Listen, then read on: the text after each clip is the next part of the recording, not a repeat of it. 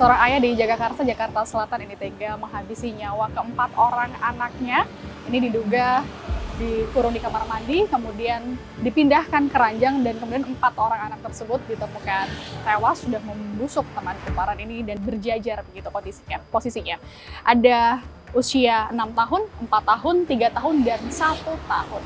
Saat ini kami akan mengajak teman kumparan untuk menelusuri bagaimana lokasi tempat kejadian perkara, tepatnya di Jalan Kebagusan Raya. Ini ada sebuah gang Roman namanya tempat kami berdiri saat ini. Dan lebarnya atau panjangnya hingga ke belakang ini 15 meter dan hanya muat untuk dilintasi 1 mobil saja. Kita akan lihat ke dalam di lokasi TKP.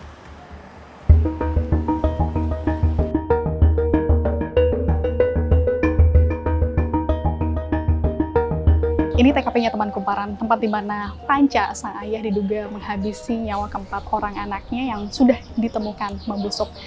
Kondisinya kontrakan ini kurang lebih luasnya ya, kalau kita lihat ini 40 meter persegi dengan spesifikasi ini depannya 5 meter ya, belakangnya panjangnya 8 meter.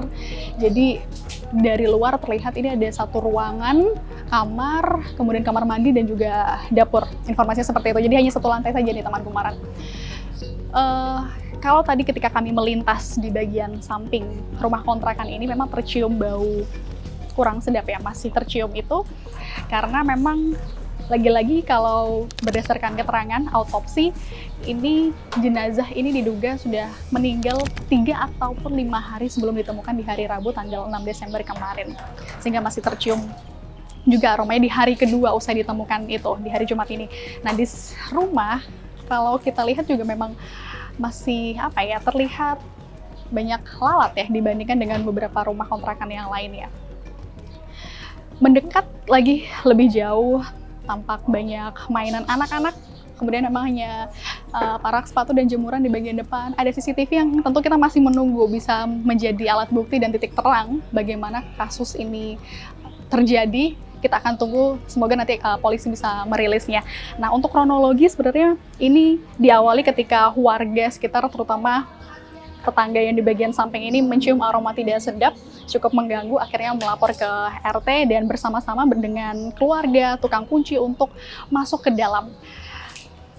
Ketika masuk ke dalam rumah teman kumparan, ini kemudian ditemukan 4 orang anak tersebut, juga sang ayah Panca yang ada di kamar mandi sudah dalam kondisi lemas dengan tangan yang terluka. Ini diduga sempat untuk mencoba bunuh diri, namun kemudian tidak berhasil dan saat ini sudah dibawa ke rumah sakit begitu.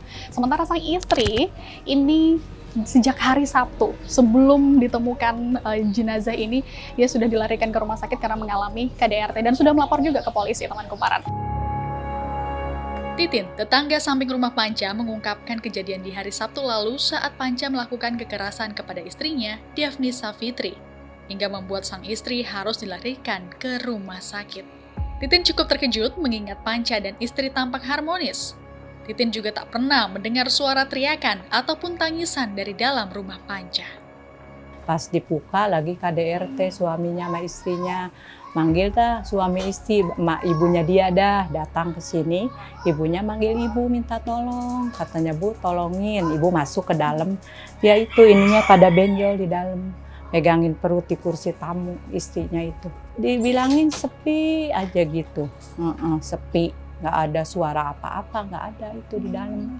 Ibu karena dipanggil aja taunya KDRT itu. Nggak ada, orang ibu lihat harmonis aja, mau jalan kerja juga. Dianterin suaminya, yang lagi kerja. Kalau sekarang kan nganggur, udah 5 bulan ada nganggur kali.